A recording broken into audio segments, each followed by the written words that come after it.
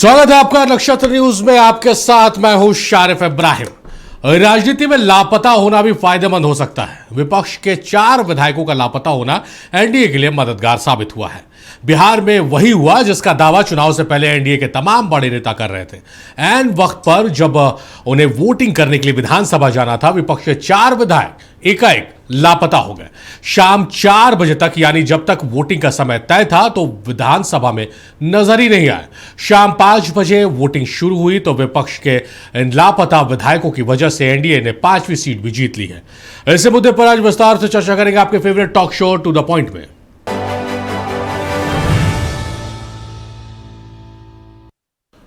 राज्यसभा चुनाव के नतीजे आ चुके हैं। एनडीए ने सभी 5 कैंडिडेट जीत हासिल कर ली और महागठबंधन का सिर्फ एक कैंडिडेट था, वो भी हार गया है। और कांग्रेस खिसियानी बिल्ली की तरह खंबा नोच रही है। कांग्रेस के प्रदेश अध्यक्ष राजेश राम ने आरोप लगाया कि हमारे विधायक 13 मार्च तक हमारे साथ थे, इसके बाद बीजेपी ने इन्हें चोरी कर लिया। सवाल है, कांग्रेस के ही 3 विधायकों ने ओडिशा में बीजेपी के पक्ष में क्रॉस वोटिंग क्यों की?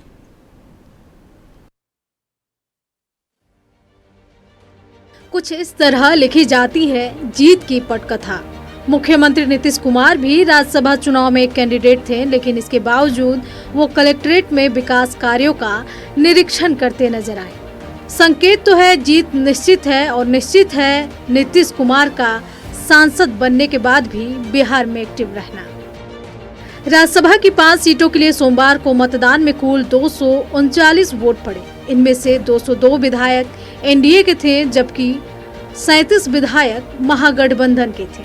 महागठबंधन के 4 विधायकों ने मतदान नहीं किया। इनमें कांग्रेस के 3 और आरजेडी के 1 विधायक शामिल रहे। मतलब ये कि महागठबंधन के उम्मीदवार एडी सिंह के वोट 37 पर ही रुक गए, जबकि एनडीए के पास पहले ही जीत के लिए जरूरी 38 वोट रिजर्व थे। शाम 5 बजे मतगणना शुरू हुई।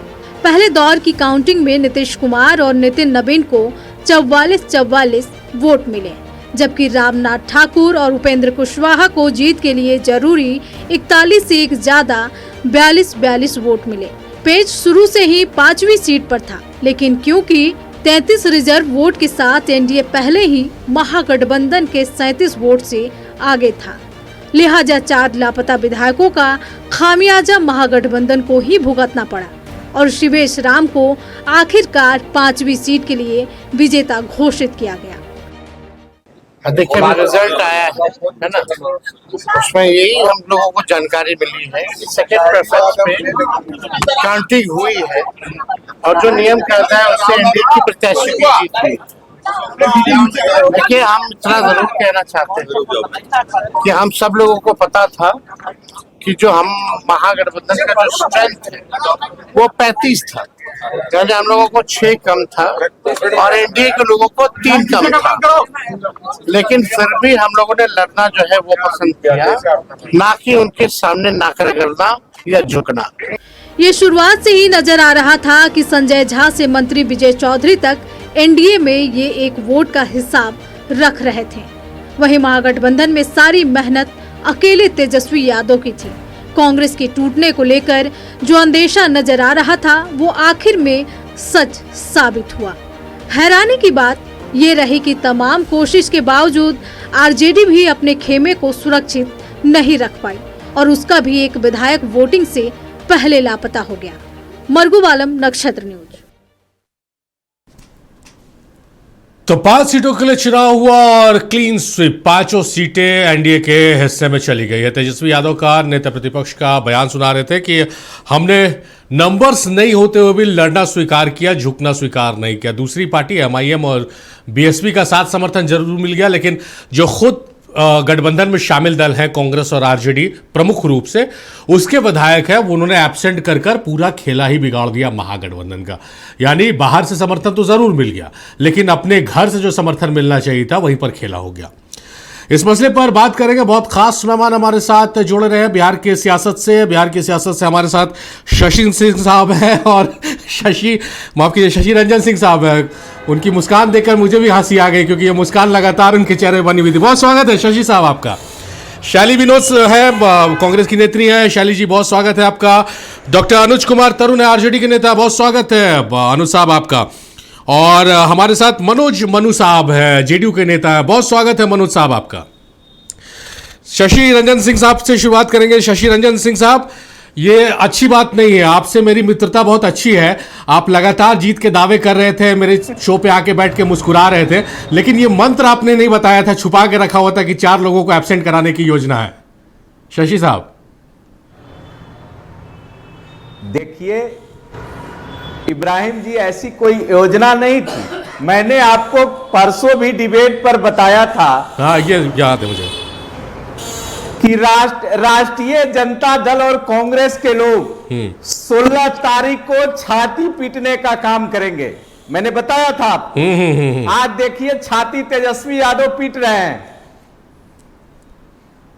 चूंकि बात क्या है कि आरजेडी के अंदर खलबली है, कांग्रेस तो समाप्ति की ओर है। चूंकि उनके विधायक जान रहे हैं कि हम जंगल राज वाले भ्रष्टाचारियों के साथ क्यों रहें, हम बिहार में सुशासन सरकार के साथ रहें, जो बिहार के आम जनमानस को सुरक्षा दे, भ्रष्टाचार मुक्त राज्य बनाने का काम करे। उनके कई और विधायक जो एनडीए को वोट देने के लिए तत्पर थे। आरजेडी के अंदर में भारी तूफान है। तो मैंने जो भी कहा है उसका सत्य 100% आपको इब्राहिम जी मिल गया।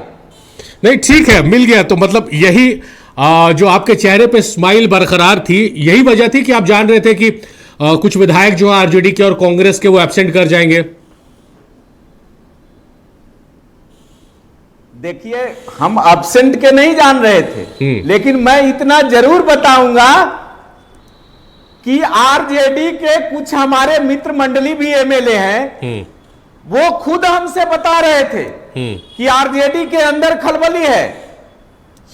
कांग्रेस के भी कुछ हमारे मित्र थे, वो भी बता रहे थे कि हमारे पार्टी के अंदर में भारी विवाद है। तो मुझे आशंका हो गया था कि इनकी पार्टी टूटने वाली है। और आरजेडी के अंदर में एक नहीं कई विधायक आरजेडी समाप्ति की ओर है। बिहार में उनके मतलब समझिए कि बहुत कम विधायक बच जाएंगे, जो स्थिति पैदा हुई है। चूंकि विधायकों का कहना है कि ये आरजेडी नहीं है, ये समाजवादी नहीं है, ये एक परिवार की पार्टी है। उस परिवार का राष्ट्रीय अध्यक्ष भ्रष्टाचारी, उसका विधानमंडल दल के नेता भ्रष्टाचारी, उसका विधान परिषद में नेता प्रतिपक्ष भ्रष्टाचारी। ये उनके विधायकों के अंदर आक्रोश है। इब्राहिम जी, चलिए शशि जी, लौटते हैं आपके पास। शैली जी का रुख कर लेते हैं। शैली जी, आपको देखकर और कांग्रेस की हालत को देखकर पूरी शायरी तो नहीं, एक लाइन तो जरूर है कि बड़े बेआबरू होकर तेरे कूचे से हम निकले। बहुत इंटैक्ट हैं हम लोग, बैठकों का दौर उतना जितना एनडीए में चल रहा है, हम लोगों को इसकी आवश्यकता नहीं है। हम लोगों के पास नंबर्स हैं, we are having the numbers, 41 है हम लोगों के पास, बाहर का समर्थन मिल जाता है, लेकिन आपके अपने लोग टूट जाते हैं और ऐसे टूटते हैं कि फजीहत करा देते हैं बिहार से लेकर उड़ीसा तक।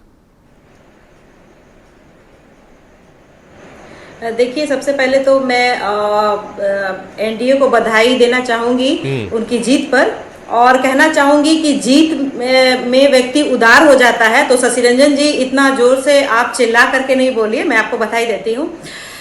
ना ही खिसियानी बिल्ली खंभा नोच रही है, ना ही जो है हमारा मॉरल डाउन है।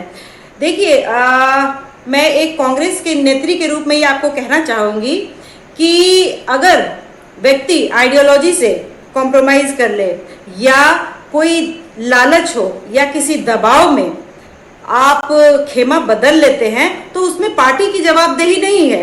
इसमें पार्टी क्या जवाब देगी? अगर कोई हाँ, इतना जरूर है कि हमारे मैडम, पार्टी कैसे जवाब नहीं देगी? 16 तारीख को वोटिंग हुई है, 13 तारीख से आपके विधायक लापता हैं। उड़ीसा में 3 लोग बीजेपी के पक्ष में क्रॉस वोटिंग कर देते हैं। संगठन का कोई जोर ही नहीं है विधायकों पर, तो पार्टी से सवाल नहीं होगा तो विधायकों को ढूंढेंगे हम। 13 तारीख से लापता आप लोगों को इसकी भनक तक नहीं है। नहीं, देखिए, अगर जैसे हॉर्स ट्रेडिंग होने लग जाता है, अभी जो न्यू नॉर्मल हो गया है कि जो हमें अब पावर के लिए, पैसा के लिए ही सारा खेल होगा, तो इसमें कांग्रेस जो है उसकी जवाबदेही नहीं है। जवाबदेही जो है ये एमएलए जो हैं उनसे सवाल पूछा जाना चाहिए, और जो हमारे पार्टी के जो शीर्ष नेतृत्व हैं और अध्यक्ष हैं वो इन पर अनुशासनात्मक कार्रवाई अगर करनी होगी तो करेंगे, लेकिन जवाबदेही कांग्रेस की नहीं है। अब जो सारा खेला है पैसे का हो रहा है, अगर और ये दूसरी बात ये है कि अगर भारतीय मैडम पैसा देने वाला जितना बड़ा गुनहगार है, पैसा लेने वाला भी उतना बड़ा गुनहगार है। जी हाँ, बिल्कुल। मैंने कब कहा कि नहीं, लेने वाला भी गुनाहगार है, देने वाला भी गुनाहगार है। और अगर जैसे ज्योतिरादित्य सिंधिया, क्योंकि आप किसी के अंदर तो नहीं घुसे हुए हैं, अगर ज्योतिरादित्य सिंधिया ने सिर्फ इसलिए खेमा बदल लिया क्योंकि उनको मुख्यमंत्री का पद नहीं मिला, तो इसमें कांग्रेस क्या जवाब देगी? अगर अजीत पवार जी जो हैं और इधर नीतीश कुमार जी जो हैं, उन्होंने अपने आइडियोलॉजी से कॉम्प्रोमाइज कर लिया, तो उसमें क्या जवाब ये इंडी गठबंधन देगी? अच्छा, आप कह रही है मैडम की डिसिप्लिनरी एक्शन आला कमान लेगी। डिसिप्लिनरी एक्शन लेने के पोजीशन में आप लोग हैं, 6 विधायक हैं आपके, वहां पर 3 पे एक्शन अगर आप लीजिएगा तो नियम कहता है कि 3-3 का 50-50% का हो जाएगा, पैरेलल कांग्रेस हो जाएगी, वहां पर कांग्रेस टूट जाएगी। क्या आप उस पोजीशन में है कि डिसिप्लिनरी एक्शन ले पाइए अपने विधायकों के खिलाफ? देखिए, मैंने ये नहीं कहा 100%, मैं कांग्रेस नेत्री के रूप में कह रही हूं कि अगर लेना होगा तो हमारे जो अध्यक्ष महोदय और शीर्ष नेतृत्व को अब डिसीजन लेना है कि उन्हें करना क्या है। लेकिन दूसरी ओर हम ये कहते हैं कि अगर मान लीजिए भाजपा पाते हैं ऐसा कि उनके खेमे में कांग्रेस विचारधारा के लोग भरे हैं और मौका पड़ने पर कांग्रेस में चले गए, तो ये खुशी की बात है, गुड रिडेंस। अगर आइडियोलॉजी से कुछ लेना ही देना नहीं है, सब कुछ जो पैसा है, पावर है और सारा यही खेल है, तो फिर कोई बात नहीं, गुड रिडेंस। अगर वो पाला बदल लेते हैं तो दिल बहलाने के लिए ख्याल अच्छा है मैडम, दिल बहलाने के लिए ख्याल अच्छा है। आइडियोलॉजी बीजेपी की है, टिकट दे दिया उनके लिए, प्रचार प्रसार करके उन्हें जिता दिया, तब आपको आइडियोलॉजी पता नहीं चली। आज एब्सेंट हो गए तो आपको आइडियोलॉजी पता चल रहा है कि कांग्रेस का पट्टा ओढ़े हुए बीजेपी की। देखिए, जब से भाजपा आई है, ये सारा खेल जो है ये यही हो चुका है। अनफॉर्चुनेटली पहले इस तरीके से नहीं होता था, सारा खेल ये जो है गेम है वो पावर का हो चुका है। देखिए शैली जी, आपकी पार्टी भ्रष्टाचारियों से गठबंधन कर लिया है, तो जो आरजेडी के अंदर हो रहा है, और शशि रंजन भाई जी जो कह रहे थे, और जो शशि एक मिनट आपकी दुकान के उस दुकान के प्रवक्ता है जिसकी दुकान बंद होने वाली है। बिहार की जनता ने तो आपको रिजेक्ट कर ही दिया। शशि रंजन जी और शशि रंजन जी जो एक बात आपने बोला, रिजेक्ट कर दिया, क्या आप बात करिएगा आप? शशि रंजन नहीं, अगर आप अपने मूल्य से, अगर कोई व्यक्ति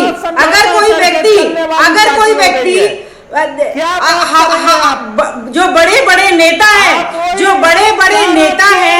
जो बड़े शशि रंजन जी, आपके विधायक शशि रंजन जी आप जीते हैं, उदार तो नहीं है, सुनिए तो। शशि रंजन जी जीत के बाद जो उदार हो जाता है, तो थोड़ा सा उदारता में सुन तो लीजिए। आप जीरो पर आने वाले हैं, आप पर क्या सुने हैं? चिल्लाइए मत, शशि रंजन जी चिल्लाते क्यों है? आराम से बात करिए। अच्छा ठीक है, चलिए शशि जी आराम से बात करिए। शाली जी आते हैं आपके पास, एक बार लौटते मैडम, आते हैं आपके पास, आते हैं। अनुज कुमार तरुण साहब का रुख कर लेते हैं। अनुज कुमार तरुण साहब, क्या हुआ बॉस? सब इंटैक्ट है, हम लोग तमाम विधायक हमारे एकजुट हैं। आप देखिएगा 5वीं सीट हम जीत रहे हैं, 41 का हमारे पास नंबर्स है।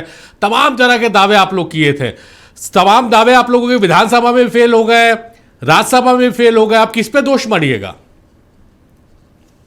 देखिए इब्राहिम जी, तो हम क्या कहते हैं, सारी सीट पर हम हार रहे हैं जी। हम तो आत्मविश्वास के साथ होते हैं, हम जिंदा हैं तो जिंदा होने का एहसास तो दिलाते रहेंगे।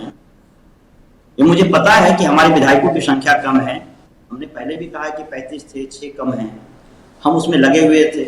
तो जो है उनको भी तो नहीं संभाल पा रहे ना तरुण साहब। मेरी बात सुन लीजिए। छोटा कुनबा संभालना मैं ज्यादा गाली आसान के- है, बड़ा कुनबा संभालना ज्यादा मुश्किल है। अब इस दौर में संभालने पे ही तो बात विवाद होना, विमर्श होना चाहिए। बिल्कुल आपने सही सवाल खड़ा किया है। गालिब की एक पंक्ति है कि मत पूछ कि क्या हाल है तेरा मेरे आगे, तू देख कि क्या रंग है तेरा मेरे आगे।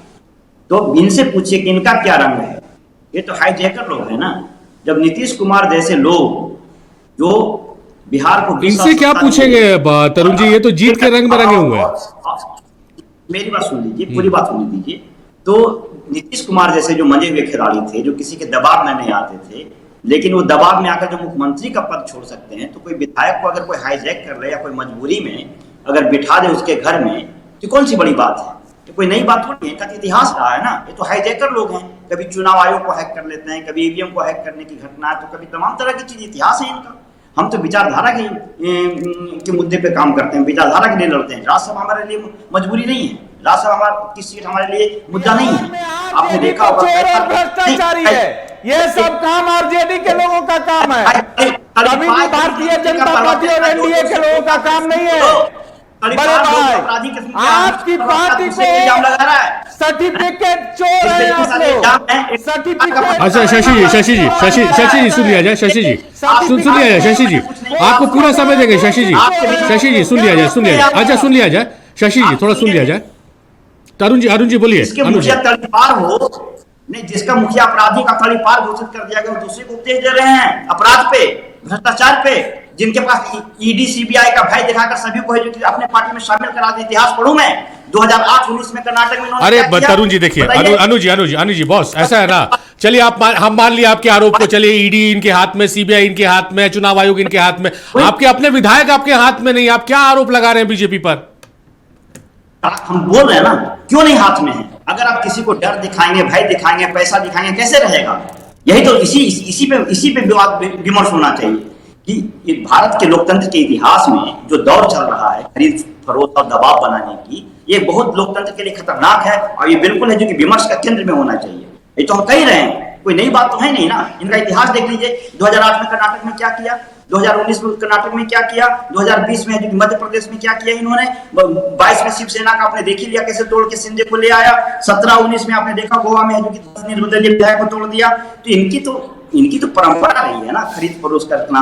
अगर खरीद, हाँ तो ठीक है ना, ये अगर तोड़ फोड़ कर रहे हैं तो आपके विधायकों का, आपके नेताओं की मदद मिल रही है। आज देखिए यहाँ पर 4 एब्सेंट हो गए, उड़ीसा में जाके क्रॉस वोटिंग कर दिया बीजेपी के पक्ष में, मदद तो आप लोग भी कर रहे हैं। मैं इसी को कहता हूं कि कहीं ना कहीं कोई कमजोर पहलू हमारा है, और बिल्कुल सिद्धांत विहीन राजनीति की दिशा में हम कुछ ऐसे लोगों को पहचान नहीं पा रहे हैं जिसको पार्टी में शामिल किए, गठबंधन में शामिल किए हैं। ऋण तो बचा रहना चाहिए ना। हमारे नेता को देखिए, लालू प्रसाद जेल जाना स्वीकार किए, लेकिन इनके साजिशों के सामने झुके नहीं, है ना।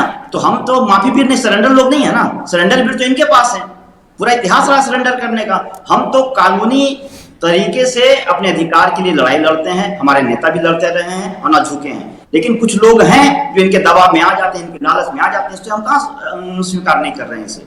अभी दुखद है ना, अगर कोई पार्टी अगर लोकतंत्र में किसी को लोभ लालच डर भय दिखाकर लोकतंत्र पे कब्जा करना चाहे तो दुखद है।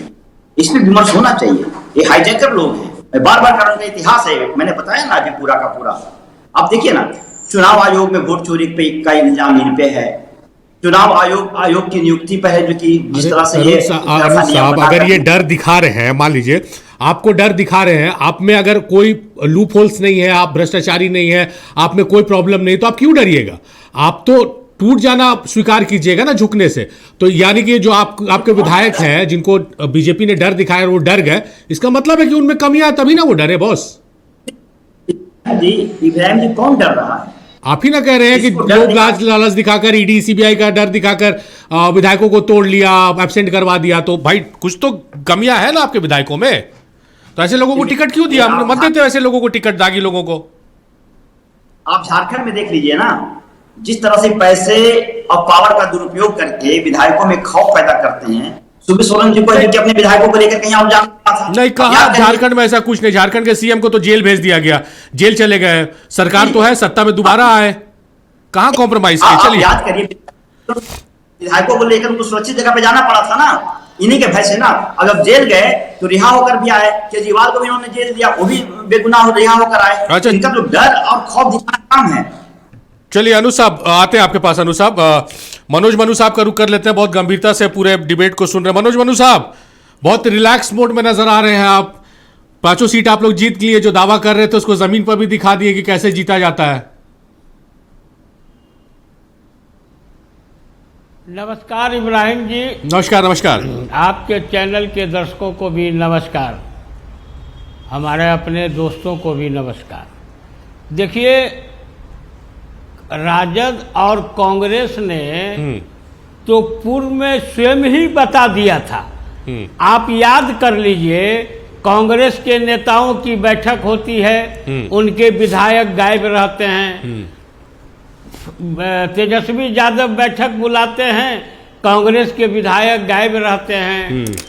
और कुमार सर्वजीत, राजद के जो नेता हैं, विधायक हैं, उन्होंने तो स्पष्ट रूप से पिछले दिनों कह दिया था कि हमारे महागठबंधन के कुछ नेता जो हैं, विधायक हैं, वो अलग होंगे। उनका बोलने का ढंग यही था। देखिए, एक चीज को आप समझ लीजिए जी, ये चुनाव कौन जीता कौन हारा ये अलग बात है, ठीक है, लेकिन ये चुनाव पूरी तरह से एक व्यक्ति के आर्थिक स्रोत को इस चुनाव में लगाया गया। इब्राहिम जी, कि जो भी विधायक हों वो अलग बात है, और तेजस्वी यादव जी ने जब ये खुद जान रहे थे, तेजस्वी यादव को पता था कि उनके विधायक और गठबंधन के विधायक अपीयर नहीं होंगे, अनुपस्थित रहेंगे। उसके बाद भी उन्होंने एडी सिंह को उम्मीदवार बनाया। किस लिए? एडी सिंह से जो रकम ली गई उसके लिए। इनको जीत हार से कोई मतलब नहीं था। आपने देखा होटल पनास, जिनको कि वो चारा गृह के रूप में विधायकों को रखे थे। विधायक गाय और बैल है क्या? विधायक गाय और भैंस है क्या कि उसको बांध के रखिएगा?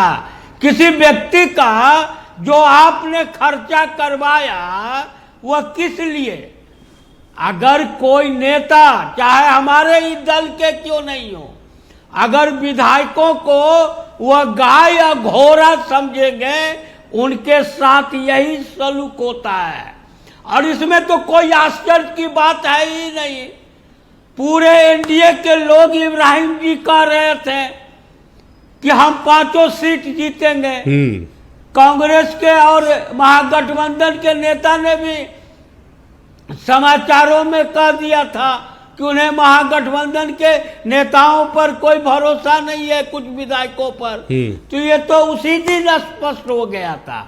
उसमें कहा, मैं अभी यहाँ राजद के प्रतिनिधि और कांग्रेस के प्रतिनिधि को जवाब देने के लिए नहीं बैठा हूँ इब्राहिम जी। लेकिन एक चीज मैं जरूर कहूंगा कि आप जिस तरह से बिहार को चलाने की बात कर रहे हैं जी, और हम तो चुनौती देते हैं कांग्रेस के हाईकमान को और तेजस्वी यादव को कि हिम्मत है तो अपने विधायकों को पार्टी से निकालने का काम करो। अभी तक तो उनको पार्टी से निकाल देने की घोषणा करनी चाहिए, लेकिन इतनी ताकत भी इन लोगों में नहीं है। खैर, अंकगणित का मामला था, अंकगणित जिसके पक्ष में गया वो जीता, लेकिन जिस तरह से इसमें मोटे मोटे रकम का खेला हुआ है, ये भी बहुत सोचनीय विषय है। इसीलिए हम आपके चैनल के माध्यम से तमाम जीते हुए राज्यसभा जाने वाले बिहार के तमाम नेताओं को बधाई भी देते हैं, और जो हारे हैं, पराजित हुए हैं, उनको भी शुभकामना देते हैं कि वो आगे भी ट्राई करते रहें। अच्छा मनोज साहब, आप लगातार जो कह रहे हैं कि भाई पैसे का खेल हुआ, आपकी सरकार है, सुशासन की सरकार है, आप लोग लगातार कहते रहे, तो क्या आप आने वाले दिनों में उम्मीद की जाए कि पैसे के खेल को आप लोग उजागर करेंगे, और कैसे आप लोगों की नाक के नीचे पैसे का खेल हो गया, आप लोगों को भनक तक नहीं लगी? देखिए इब्राहिम जी, आप इतनी छोटी बात कह रहे हैं। पनास में इतने विधायक वहां रुके, वहां भोजन किए, वहां बात किए, तो आप खुद बताइए कि वहां कितना खर्च हुआ होगा। वहां तो मंगनी में नहीं कोई रहा होगा। 3500 4000 का उसका खाना का एक प्लेट का रहता है, रूम का 10,000 12,000 रूम का रेंट है। विधायक जी मैदान में, उसके मैदान में तो नहीं बैठे होंगे, नहीं सोए होंगे। तो इसीलिए ये कहने के क्या है, आएगा आएगा, ये लोग खुद स्वीकार करेंगे, बहुत जल्दी स्वीकार करेंगे। जिनका पैसा गया है वो सामने आएगा। लेकिन प्रश्न यहाँ इब्राहिम जी ये उठता है कि तेजस्वी यादव और कांग्रेस पार्टी, खैर बिहार में तो कांग्रेस का कोई नेता ही नहीं है, राहुल गांधी कब अपने इन 3 विधायक को पार्टी से निकालेंगे? है उनको ताकत कि निकाल सकते हैं। चलिए, कांग्रेस की तरफ से, आरजेडी की तरफ से क्या कार्रवाई होगी अपने विधायकों के खिलाफ? सुरेश कुशवाहा, मनोज विश्वास, अजीत शर्मा, ये 3 नाम कांग्रेस के विधायक हैं जो आज लापता रहे वोटिंग से, और आज नहीं 13 तारीख से लापता है। और शंकर प्रसाद हैं, पारू से विधायक हैं आरजेडी के, वो भी एब्सेंट रहे। क्या कुछ कार्रवाई होती है और बिहार की सियासत में अब क्या कुछ बदलाव आता है, इसके लिए इंतजार करना पड़ेगा। बहुत सवाल है हमारे पास, उन जवाब का इंतजार करना पड़ेगा। लेकिन बिहार की सियासत की बात हो रही है। राज्यसभा के लिए 5 सीटों पर चुनाव हुआ था, 5 पर एनडीए ने कब्जा जमा लिया है, और इसके लिए एनडीए ने जितनी बैठकों का दौर किया या जो प्लानिंग की, उसमें मदद मिली है कांग्रेस और आरजेडी के विधायकों के बीच। 3 कांग्रेस के और 1 आरजेडी के विधायक ऐन चुनाव वाले दिन एब्सेंट हो गए। 13 तारीख से हालांकि 3 विधायक लापता चल रहे थे। खुद राजेश राम, जो प्रदेश अध्यक्ष है कांग्रेस का, उन्होंने इस बात का जिक्र किया है, और कांग्रेस को शायद इस बात की भनक भी नहीं थी, हवा भी नहीं थी कि उनके विधायक एब्सेंट होने वाले हैं। बहरहाल शशि साहब का रुख करते हैं। शशि साहब, आप बिहार की सियासत में आगे की जानकारी दे देते हैं नक्षत्र न्यूज़ को। सबसे पहले चुनाव जीतेंगे 5 सीट पर आपने दिया था, अब हमको जरा सीएम का भी की जानकारी दे दीजिए, क्योंकि चिराग पासवान सीएम कैंडिडेट के तौर पर प्रोजेक्ट किए जा रहे थे उनके कार्यकर्ताओं के तरफ से, लेकिन अब उनका बयान आ गया ऑफिशियल कि जो सीएम होगा वो बीजेपी का होगा। हालांकि जेडीयू की तरफ से अभी भी सीएम कैंडिडेट के लिए जेडीयू निशांत कुमार का नाम टॉस किया जा रहा है, तो इस पर भी जरा सा रोशनी दे दे।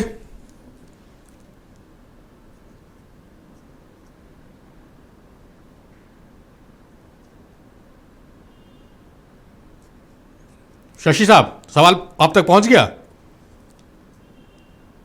जी पहुंच गया जी। देखिए, बात स्पष्ट है।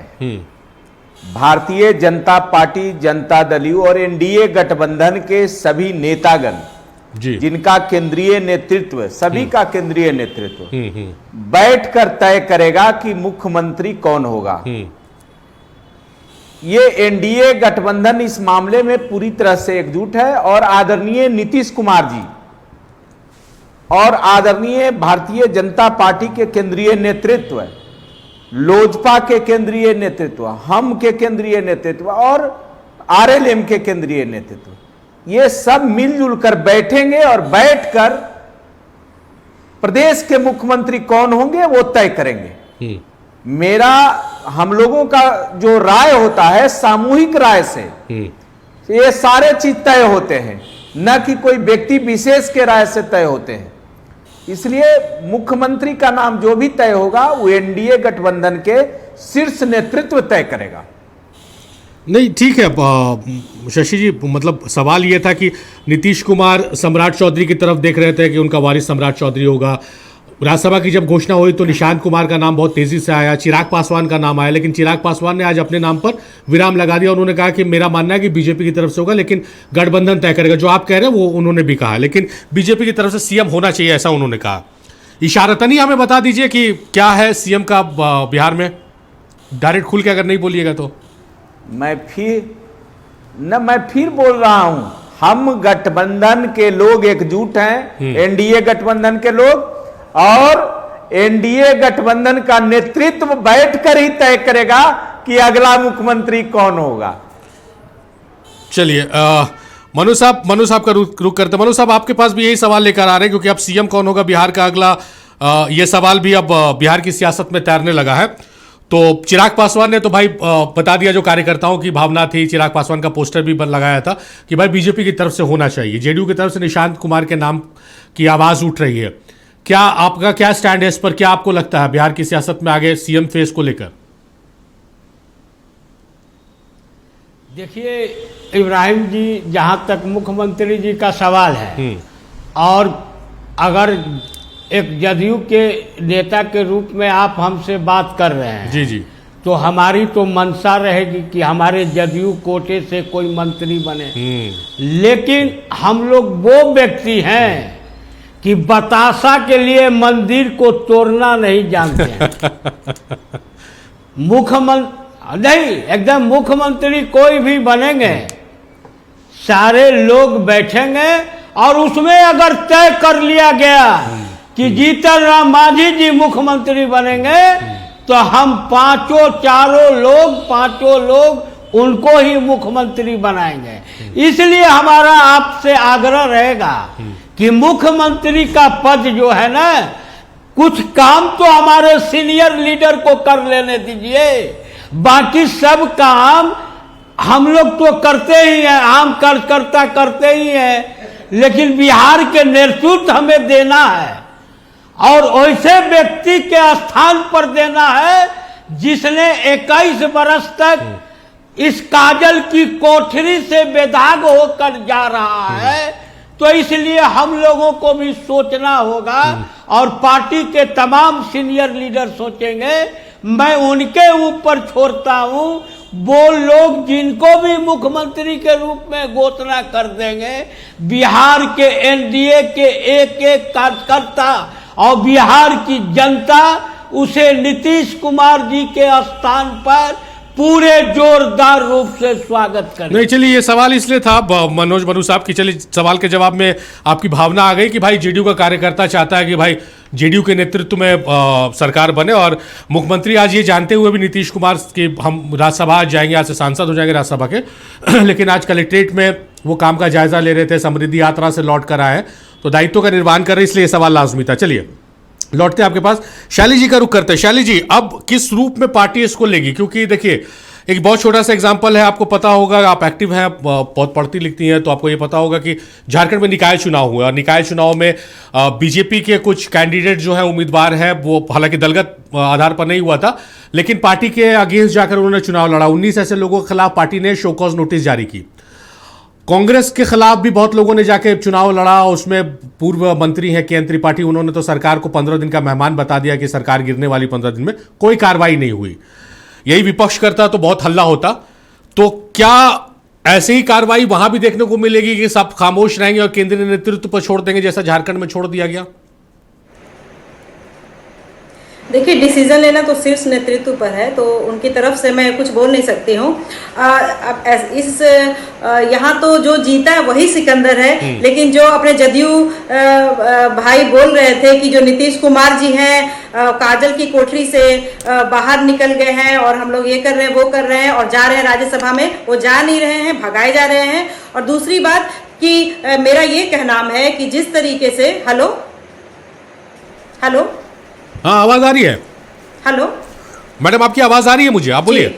देखिए, जी जी जी जी, एकनाथ शिंदे जब टूट सकते हैं, अजीत पवार साहब टूट सकते हैं और नीतीश कुमार जी भी टूट सकते हैं, तो विधायक तो बहुत छोटी मछली होती है। बहुत अनफॉर्चुनेट है अभी की जो राजनीति है, जिस दिशा में जा रही है, जो शेप ले रही है, बहुत अनफॉर्चुनेट है। लेकिन क्या महत्वपूर्ण है हमारे लिए कि हम पीछे नहीं हटने वाले हैं, हम घबराने वाले नहीं हैं, युद्ध का मैदान छोड़कर नहीं जाने वाले हैं। क्या महत्वपूर्ण है? वो है लड़ना। तो हमने लड़ा है और हम लड़ते रहेंगे। हमारी जो लड़ाई है वो आइडियोलॉजी की है और वो रहेगी। देखिए, शुरुआत में सब कुछ जो है, हर चमकती चीज जो है वो सोना नहीं होती है। वही जो आपको एनडीए की जो अभी चमक दिखाई है, सोना नहीं है, ये भविष्य में पता चलेगा। जी, लड़ने की बात और आपको आपने जब शोभा देता परिवारवाद है। की बात करी, शोभा देता है। आपने जब कहा कि जो बिहार की जनता है परिवारवाद की बात आप कर रहे थे, आपके एक भी मंत्री का नाम बता दीजिए जो आपके टॉप लीडर्स हैं, उन्होंने अपने बेटा बेटी। अच्छा मैडम सुनिए ना, मैडम आप जो कह रही है, आप जो कह रही है, मैडम शशि जी सवाल ले लेते हैं शैली जी से। शशि जी सवाल ले लेते हैं। शैली जी आप जो कह रही है कि भाई एकनाथ शिंदे टूट गए, फला टूट गया, मैडम सुनिए सवाल सुनिए, आप जो कह रही है कि एकनाथ शिंदे टूट गए, नीतीश कुमार टूट गया, फला टूट गया, 6 विधायकों को आप संभाल नहीं पाई, 85 को संभालना ज्यादा कठिन था कि 6 को संभालना?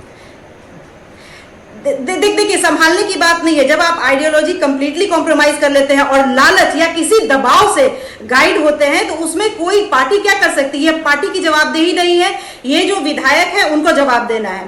अगर ज्योतिरादित्य सिंधिया चले गए भारतीय जनता पार्टी में क्योंकि उनको मुख्यमंत्री नहीं बनाया गया, कमलनाथ जी को बना दिया गया, तो इसका जवाब क्या कांग्रेस देगी? तो अभी की जो पॉलिटिक्स है, अनफॉर्चुनेटली मैं कह रही हूं, भले अभी बहुत बढ़िया लग रहा है पर तो कांग्रेस इसका जवाब नहीं देगी तो शशि जी से जवाब लेगा। मैडम सचिन पायलट अगर नाराज होते हैं या कमलनाथ जी का मामला है, उसका जवाब कौन? शशि जी तो नहीं देगा, कांग्रेस पार्टी देगी। और मैं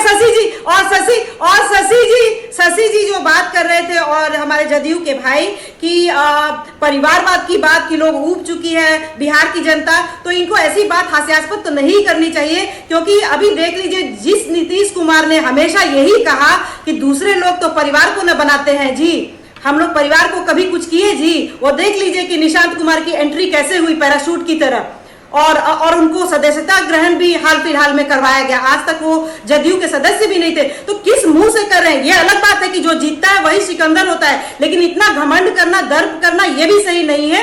ये टेम्पररी फेज है और हम जो है मैडम देखिए गर्व करने वाली तो बात है, विधानसभा में जिस तरह से एनडीए ने क्लीन स्वीप किया है, आपको विपक्ष में बहुत छोटे से नंबर के साथ बैठा दिया, वो छोटा नंबर आपसे नहीं संभल रहा, राज्यसभा में आपकी क्या हालत हो गई?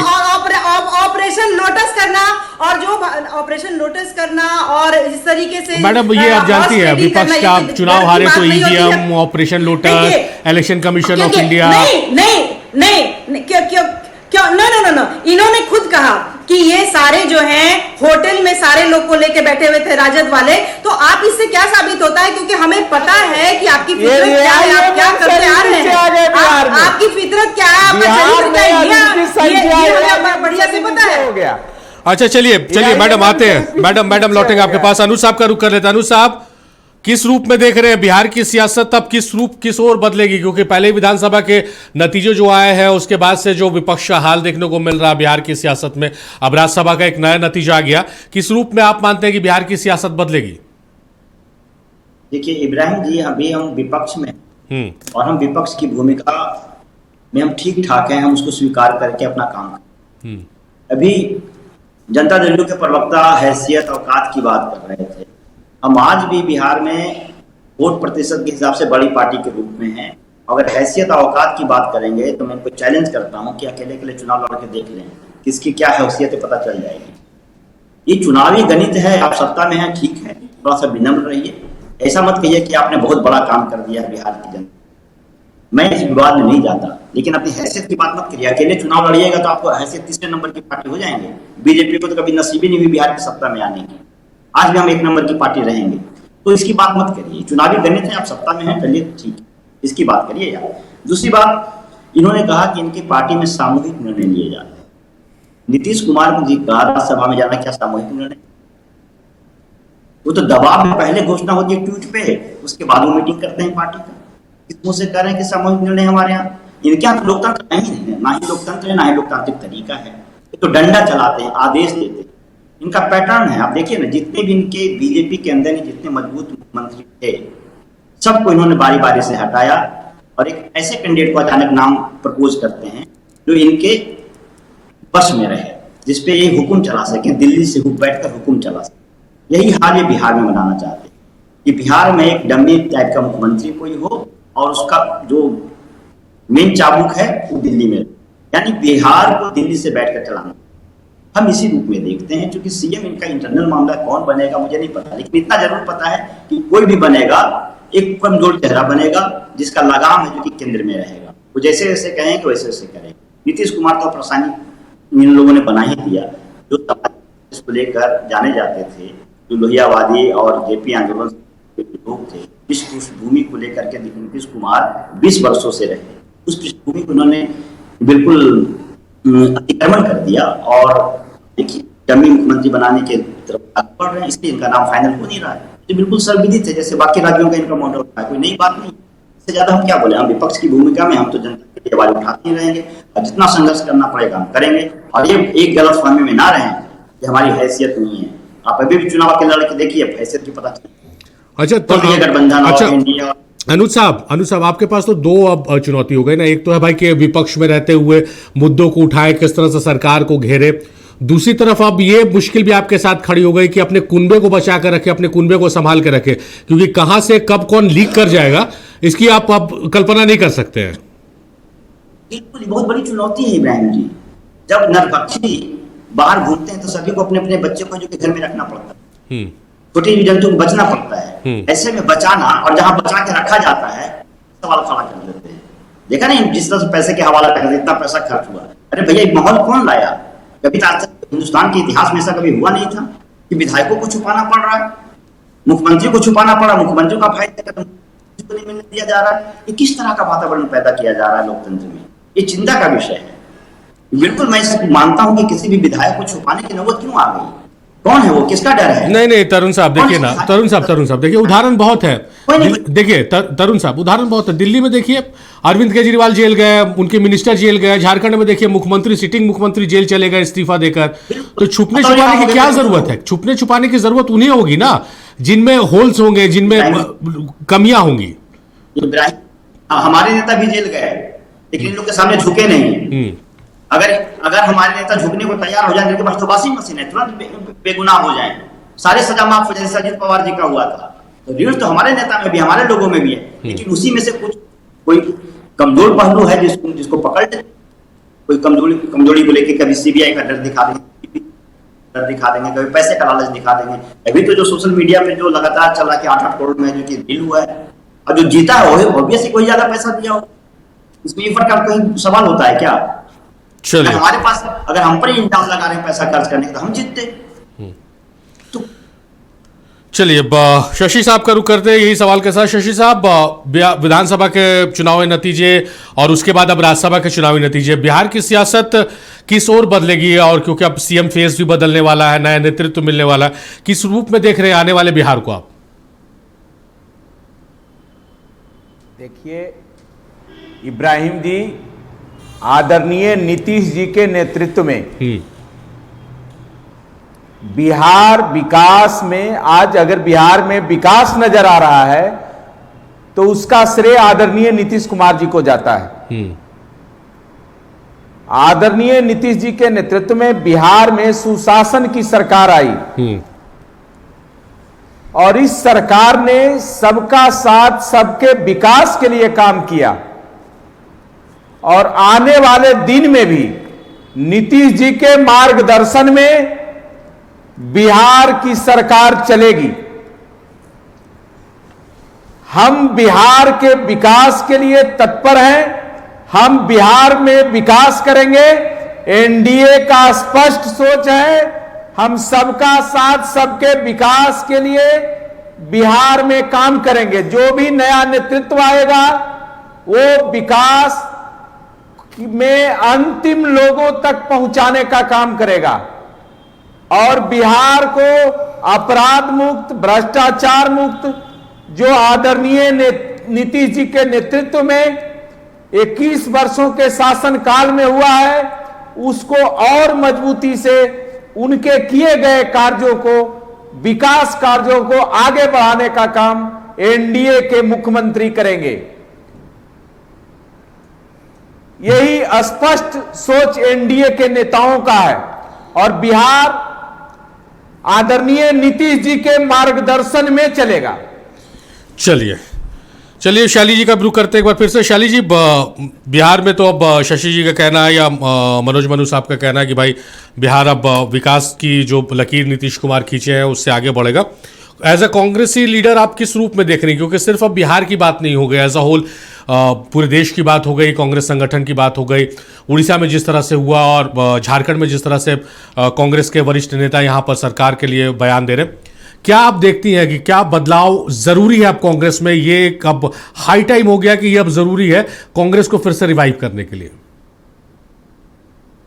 देखिए, जब बदलाव की जरूरत होती है तो बदलाव होते रहता है हमारे यहाँ, और ये पासिंग फेज है। जब आपकी जीत हुई है तो जो जीतता है वो सिकंदर होता ही है, और वो छाती पीट करके जो कहना होता है वो कहता है। तो हमारे यहाँ जो भी बदलाव होने होंगे, समय आने पर वो बदलाव जरूर होंगे।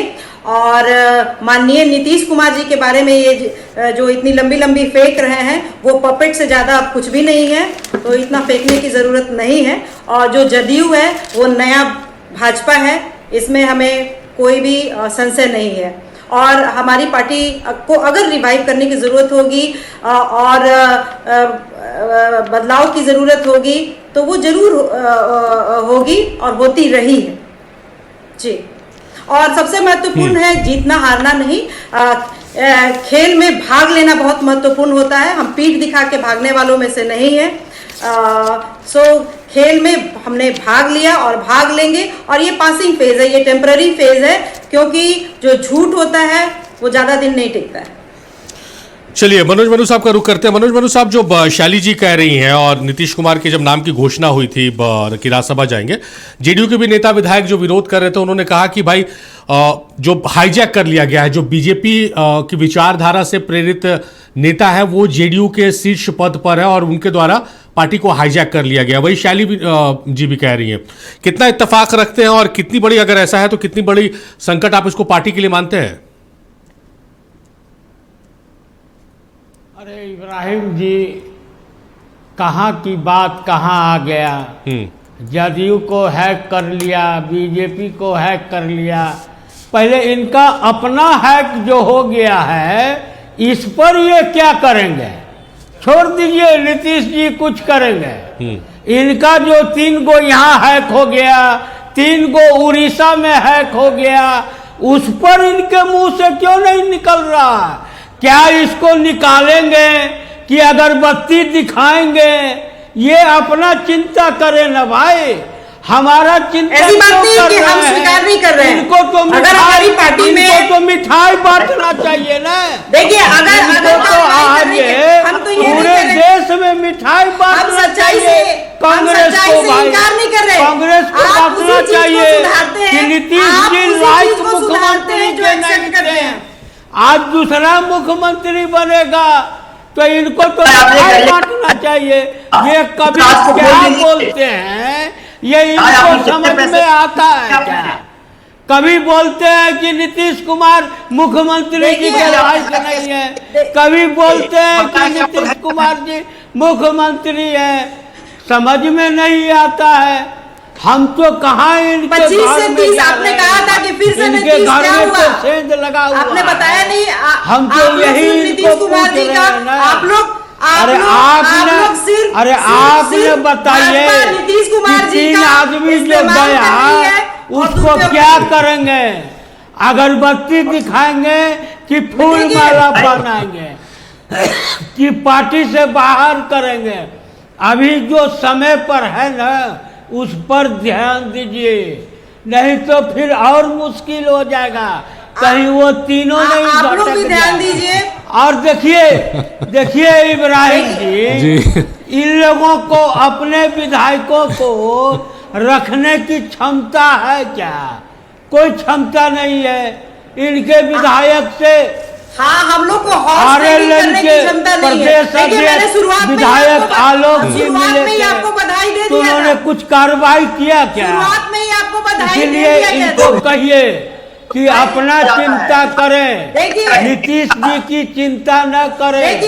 नीतीश जी को पूरा देश जानता है, और इनके जो विधायक भाग गया उसको सब जानता है। अच्छा, चलिए मनोज साहब, शैली जी समय कम है, एक क्विक रिएक्शन ले लेते हैं। मैं कोई घमंड नहीं कर रहा हूँ, चलिए मैं कोई घमंड मनोज साहब समय की कमी है। जनता का आशीर्वाद जनता का आशीर्वाद जनता जिसके कुछ नहीं जा साथ रही है। रहेगा।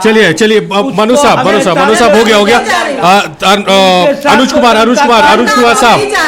कुमार साहब बहुत कम शब्दों में 30 सेकंड में अपनी बात रखिएगा कि ये हाई टाइम है, क्या आप लोगों की नई रणनीति होगी, आपको अपने कुनबा संभालने की अब चुनौती सामने खड़ी हो गई, कम शब्दों में।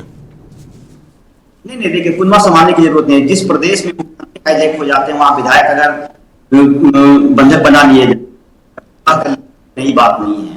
हम अपनी जनता के बीच में जनता के साथ हम विपक्ष की भूमिका में रहेंगे और उनकी आवाज उठाते। चलिए, हाँ भी समाज की बात होगी, विकास की बात होगी, महंगाई की बात होगी, रोजगार की बात होगी, उस पर हम बात करते रहेंगे।